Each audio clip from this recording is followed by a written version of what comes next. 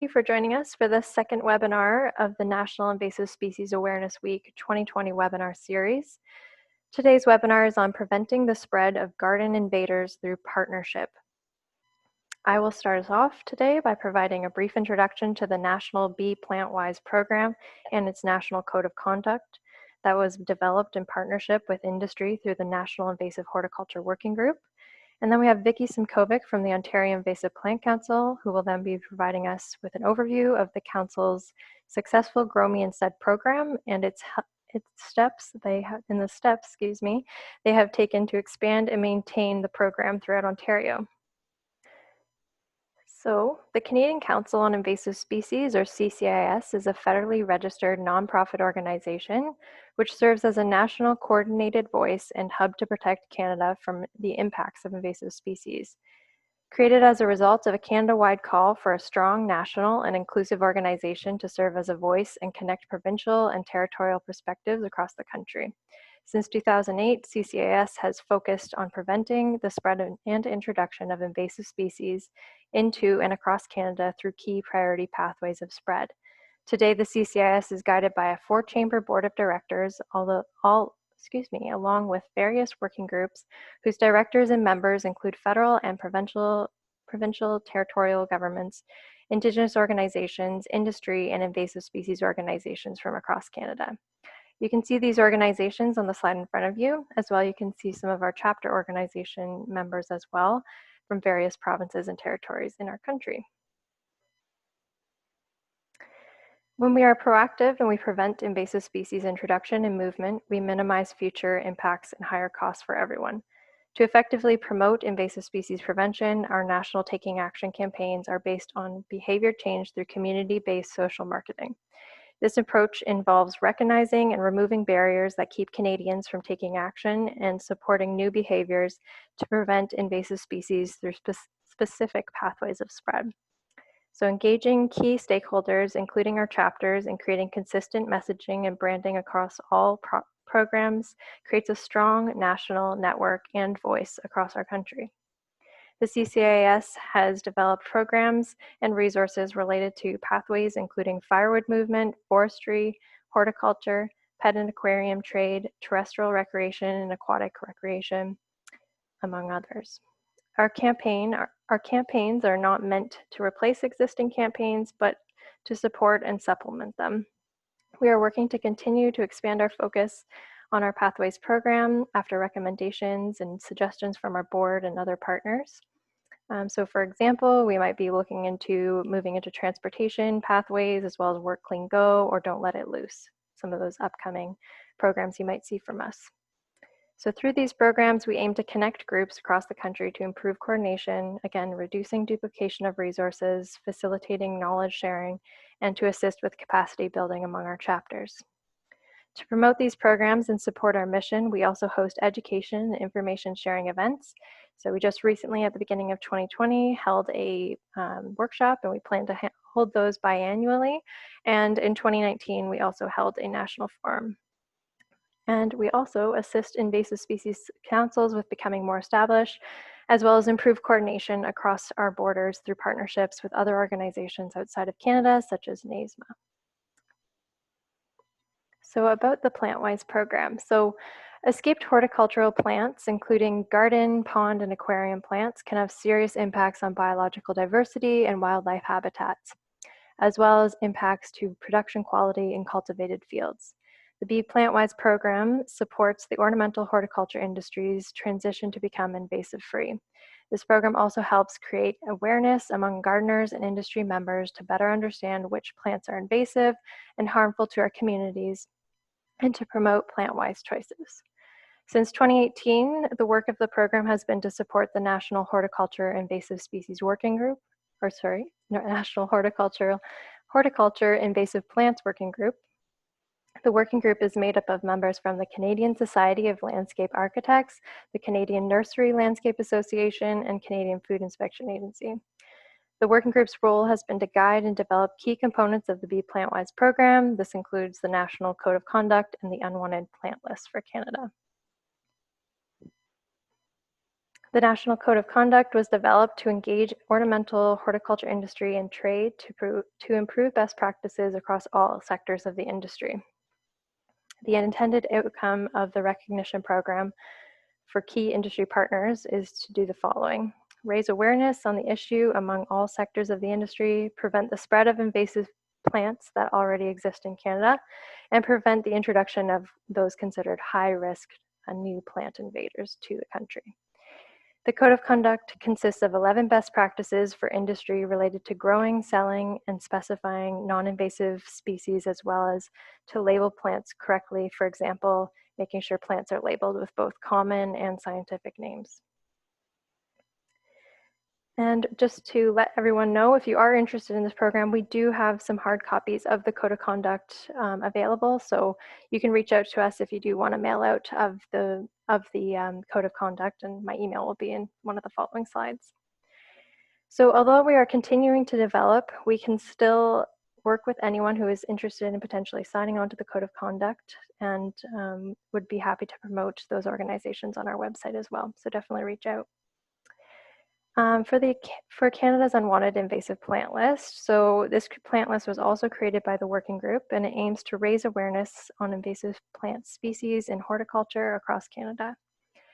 It was developed by cross-referencing invasive plant lists from invasive species councils across Canada, as well as regulated species lists.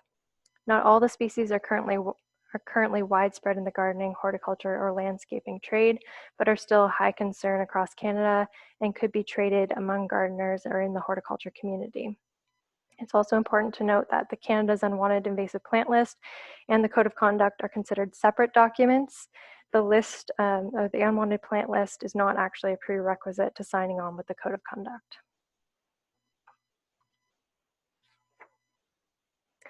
So although these programs are still being developed and we're still working on creating more resources, the CCIS intends to leverage our partnership and promote more consistent branding, information sharing, resources, and the standard messaging amongst all the provincial and territorial horticulture groups.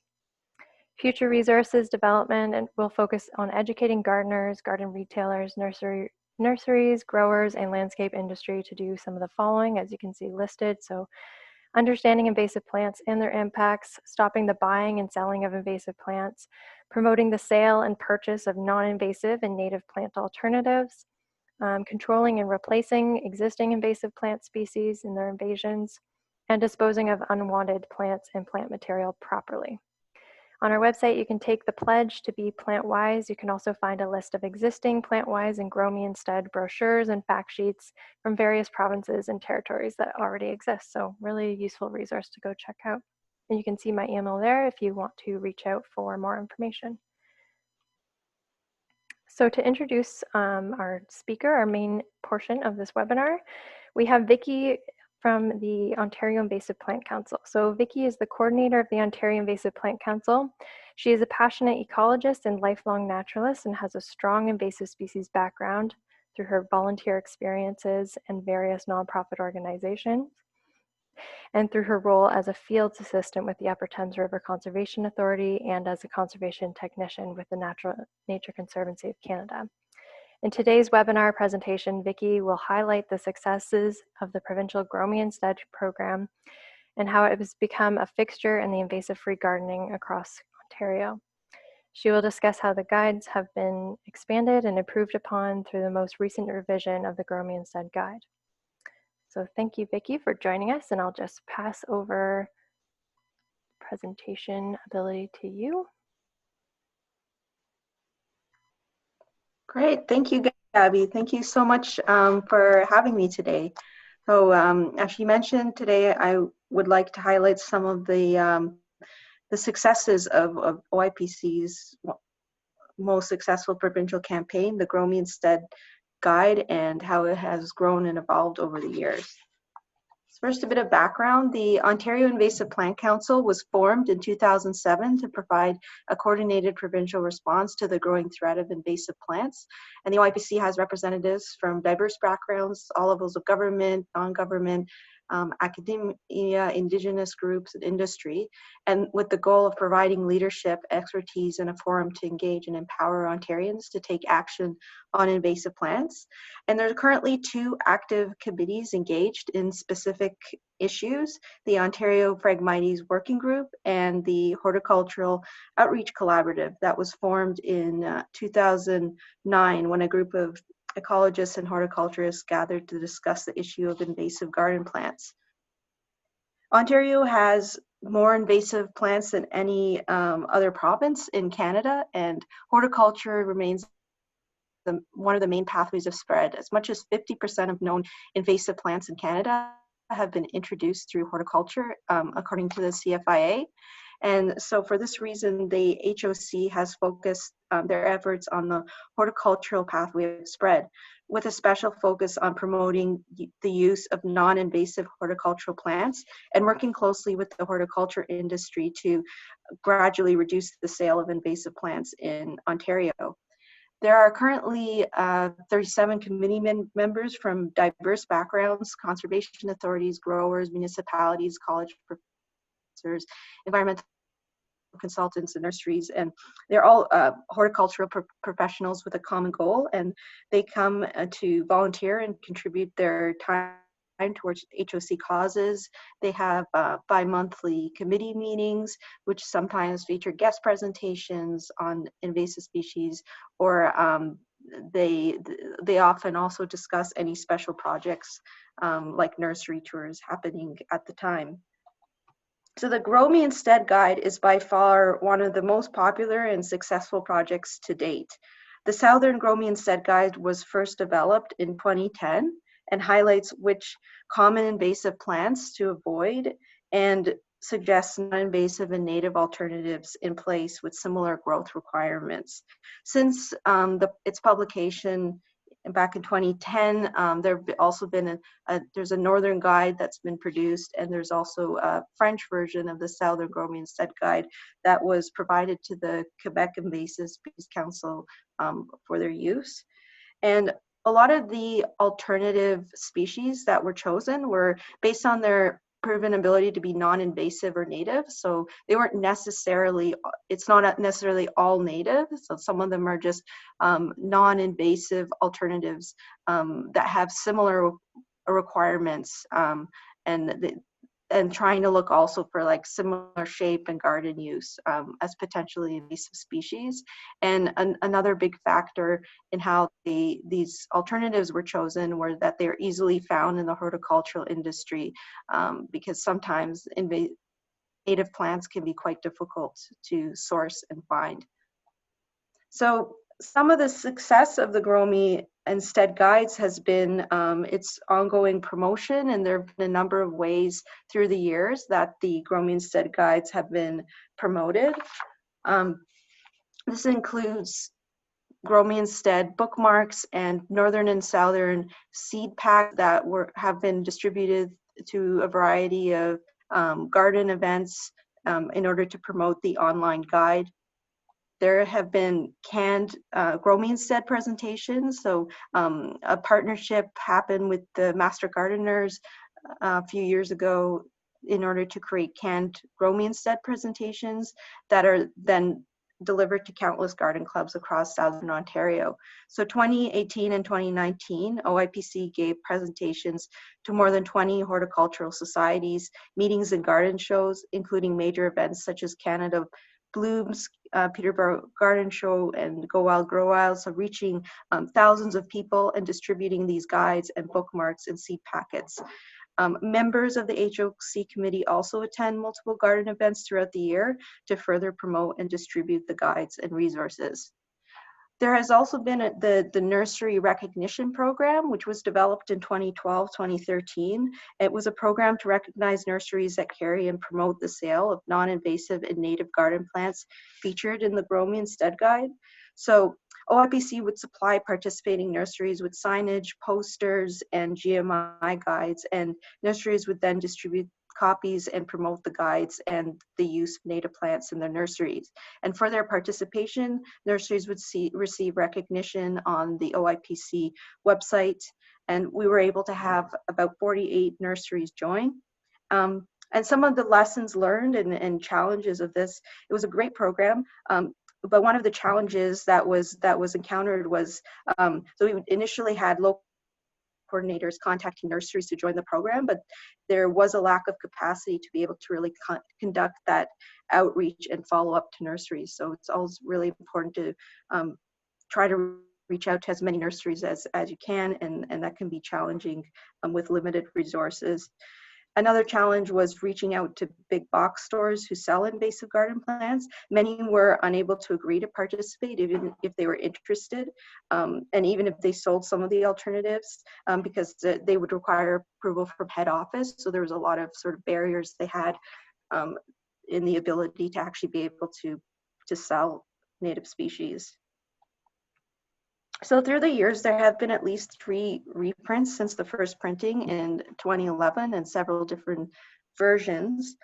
And it has remained a fixture for invasive gardening across Ontario and has been embraced by a large and diverse audience. It's considered essential reading for many college students studying horticulture.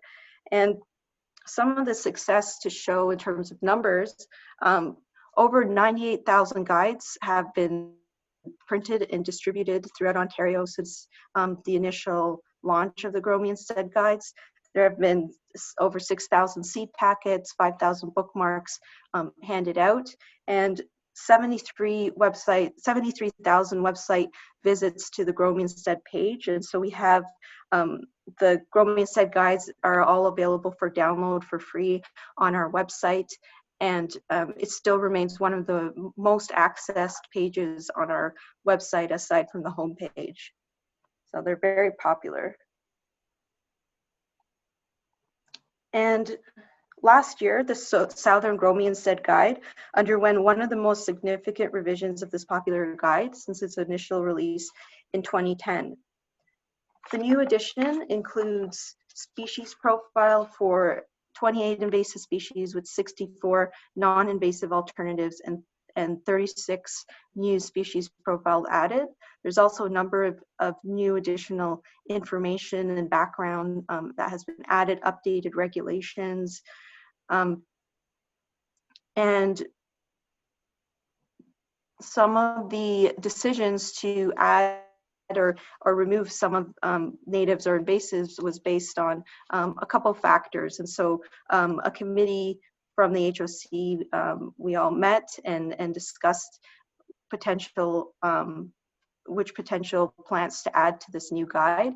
And so this was based on availability and popularity of an invasive plant. So is the plant readily available in nurseries? Is the invasive plant known to be on any watch lists, and the relevance to invasiveness in Southern Ontario? In terms of natives, were they readily available in nurseries? How easy was it for people to find those native plants?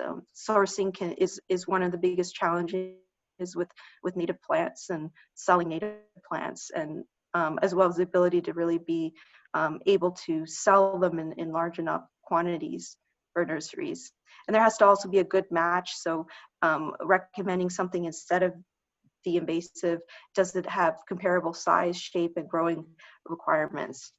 There have also been more faunal associations and ecological links added to the species profile. And the same look and feel has been kept to the guides. And part of the success of these guides has also been that it's easy to use, it's very visual, and it has a very distinct feel to it.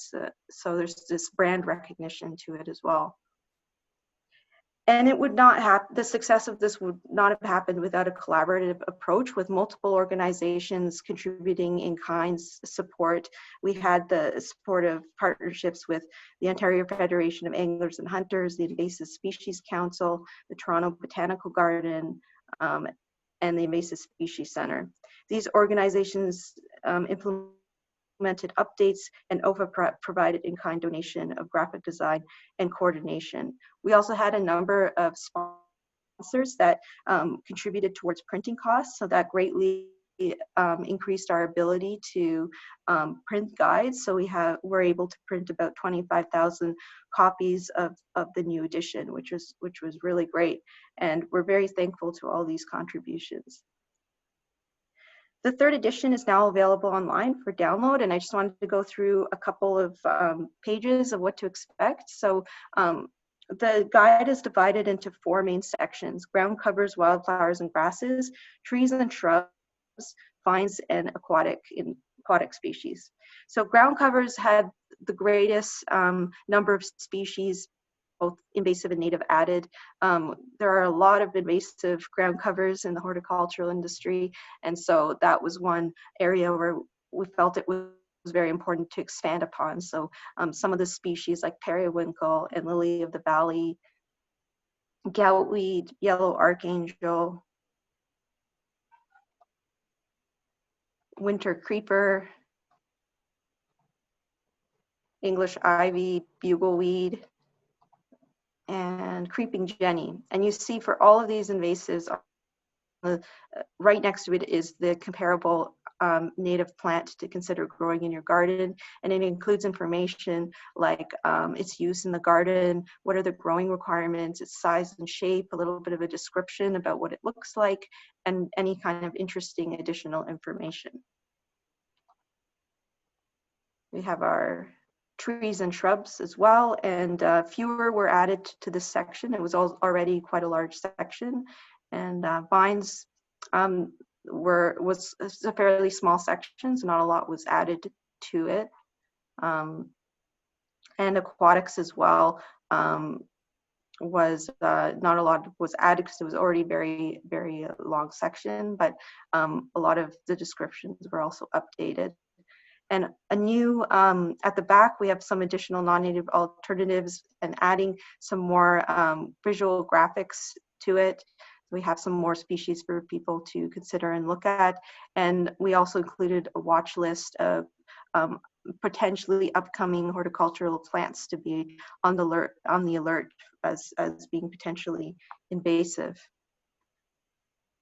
And if you want to find out more about the HOC and the great work that they do, I would recommend going to the OIPC website, the link down below, and finding out more. If you you have any questions, feel free to contact me or one of the HOC co-chairs, either Colleen or Colin. And thank you very much for listening. Awesome. Thank you so much, Vicki, for that informative presentation. You provided a lot of great insights on the Grow Me Instead program that I'm sure other people will find interesting and able to apply to their own region. I'm sure you'll also have a flood of people heading to the Ontario Invasive Plant Council website for the new resource. That's awesome. So we're going to move into the question and answer period. So just a reminder to use the Q&A tool at the bottom of your Zoom window to submit any questions. And we actually have one right now. So Kristen has asked, can we get a bundle of the Grow Me Instead pamphlets to hand out at events and to our conservation easement landowners? Love this resource. Great. Yeah, definitely send me an email, and we can discuss just how I could ship the guides to you, and definitely. So just send me an email, and I'll be able to work something so we can send them to you. Awesome. And was there a northern version updated as well as the southern version? No, so far the northern hasn't been updated. We were mainly focusing on the southern Grow Me Instead guide update. We also haven't changed it to French yet, the updates. So for now, it's just the southern, and we do hope in the future there will also be a northern Grow Me Instead guide update. Okay, awesome. And is there a significant cost difference between the non-native and their native alternative, which may be providing a barrier for people choosing native species? That's a good question. Yeah, it sort of depends. Like seed sourcing is a big thing with native plants. So the best way, like if you can source seeds even for free if you know an area where you can collect, let's say, a lot of milkweed or black-eyed Susan. You know, some of these things you can just get in the wild and help distribute the seeds. So in that way, it could be less expensive. Sometimes some of the native plants, if you buy them in nurseries, I think they're about comparable in price. I'm not 100% sure, like comparison to comparison, like if you would be spending more overall. I would say one advantage to native gardening as well is that there might be a higher initial cost to buying plants, but then a lot of these plants are perennial and will keep coming back every year, and they require very little maintenance and little watering. So I think also in the long run you save by having plants that just keep coming back every year and offer a lot of great ecological services in your garden. So I hope that's helpful. Yeah, that's a great point. Another question, can you talk a bit more about how you promote this program to industry members and the general public? Yeah, through the general public, it's been through a lot of garden events, like our Canada Blooms, and doing our canned presentations to master gardeners and other garden clubs, and having various organizations contact us for the Grow Me Instead guides, and then they distribute it through their organizations. And through industry, we've also, like with the nursery recognition program, we've tried to reach out and do outreach with that group. I think that's an area in terms of industry, which we could definitely work towards increasing communication more there, and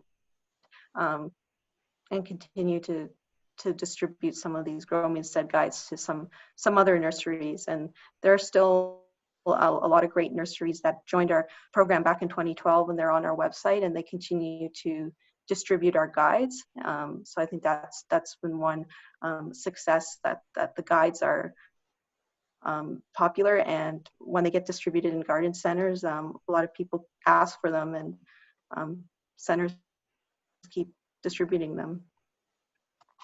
Yeah, excellent. Another question about industry. Chelsea says, I know this was developed in partnership with industry, but have you experienced any industry or customer pushback? If so, in what form? It's a good question too. Yeah, some of when the nursery recognition program was developed, there was that challenge with reaching out to big box stores and having them be able to really get the inventory of like native plants and promoting native plants in their stores. So there's a bit of pushback there, and I think a perception that needs to change is that selling native plants is just as sustainable as selling just regular non-native plants. And I know there's some great groups, like we had a field tour in 2018 with Ground Covers Unlimited, and they were really looking for how do we make the sale of native plants sustainable, and how can we get a really increased crop production? So things like bunchberry, can we use that to have in place of periwinkle? And so there are groups that are like the Ground Covers Unlimited, like nurseries that are trying to test as well how they can sell it. So it's still, I think there's still a lot of room for industry to grow in terms of how they can really expand on native plants. And in terms of people, I find the public quite receptive. At least the one I encounter a lot of people, maybe they've already been converted, and so they're really passionate about native plants, and they want to grow native in their gardens.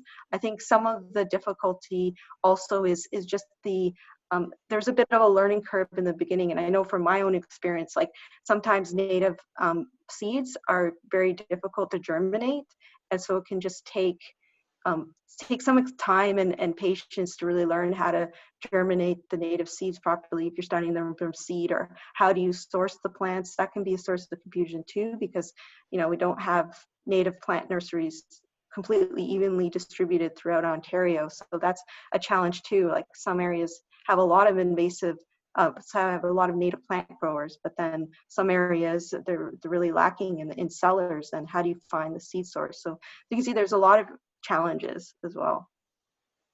Definitely some good points. Megan Evans asks, what kind of uptake did you get with the nursery recognition program? How many nurseries were recognized through this program? Yeah, so there was about 48 nurseries in total that joined, and so there was some pretty good uptake initially. And actually, that was one of the challenges with this program as well, is that once outreach was done to various nurseries, it was sort of like the nurseries that were really interested and wanted to joined, and then it became a bit of a challenge to add additional nurseries on top of that. So yeah, that was one where so it was about 48 nurseries or so that joined. Awesome. And are there incentive programs for nurseries to only carry non-invasive species? Not through the OIPC currently, or the HOC. We don't have anything like that in place at present. It would be great to have something like that. I know there's some other groups that are doing things like the In the Zone. I maybe recommend looking that up. And In the Zone has recently, I believe they've partnered with Loblaws to start selling natives. So there's some potential there as well. Definitely, and I think it goes along with the voluntary code of conduct kind of being a recognition program for the people who are working to kind of have those non-invasive garden alternatives. So yeah, they kind of go hand in hand with provincial programs as well. Mm-hmm. Yeah, definitely. Okay, and then we have great resources being shared. How have you measured your successes in having the horticulture nursery trade remove invasive species for sale, such as periwinkle / goutweed, and promote / sell an alternative? Mm. Part of it's, I mean, when we did the nursery recognition program, there were surveys to nurseries to see if they would uptake some of the, they were selling some of the in native plants. But in terms of, like, part of it's been looking at how popular the Grow Me Instead guides have been, and looking at the distribution of the guides. But in terms of like uptake, how much are different industries, nurseries picking up native plant growing, it's hard to say. I think that would be a really great survey to do, and certainly something we could look into in the future. Awesome. All right, and we have a question here. When you developed the nursery recognition program, were you requiring them to remove invasive species identified in your guide from their store? So this one's geared towards the Canadian Council, and I'm actually going to pass this to Kelly. If Kelly is on, I'll unmute you. Oh, she's done it herself.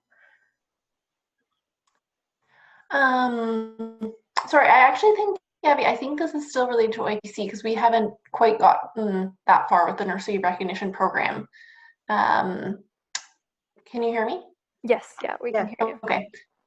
Yeah, like we just are at the code of conduct stage and implementing that, but I think maybe, if I could be wrong, maybe the person wants to retype it, but I think maybe, and I can only experience, speaking from experience as having worked for the OIPC, but when I was there, we did not require them to remove invasive species identified in the guide. So I'm not sure. Does that make sense? I think it's referring to, yeah. So.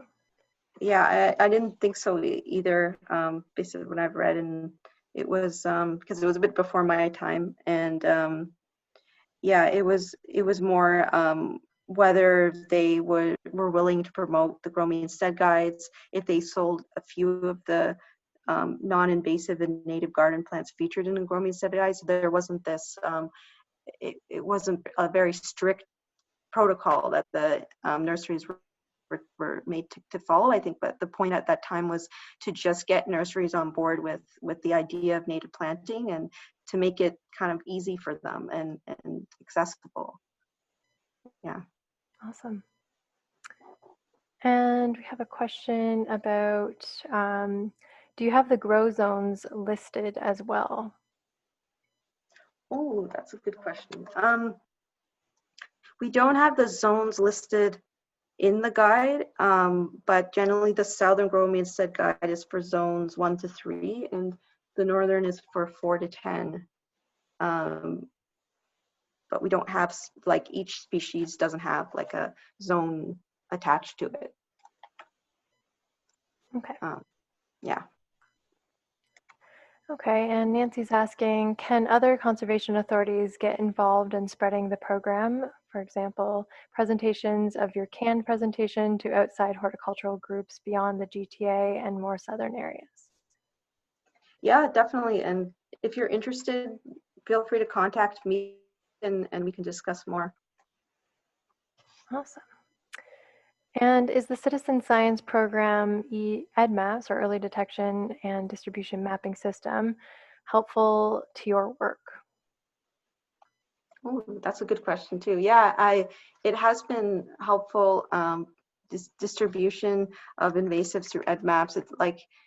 It's really important to get citizen science data as well to get a more complete picture of invasive species across Ontario. And so it's definitely helped with being able to, if someone has a question, oh, is this invasive in my area?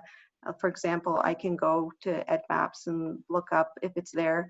I'm finding iNaturalist is also a really great resource, and it's increasingly getting more valuable. Both mapping systems are really valuable, and it would be great to even have the two unified, or like the more we know about range of different invasive plants, the better. So they've definitely been valuable. Awesome. So that looks like all the questions we have, unless we have any other last minute submissions. All right, doesn't look like it. So Vicki, I want to say a big thank you for your presentation and for sharing your learnings and the program and all the steps involved with it, and to create this really awesome program for Ontario. So on behalf of Canadian Council and everyone listening, thank you so much. Thank you very much, Gabby. Thanks for having me.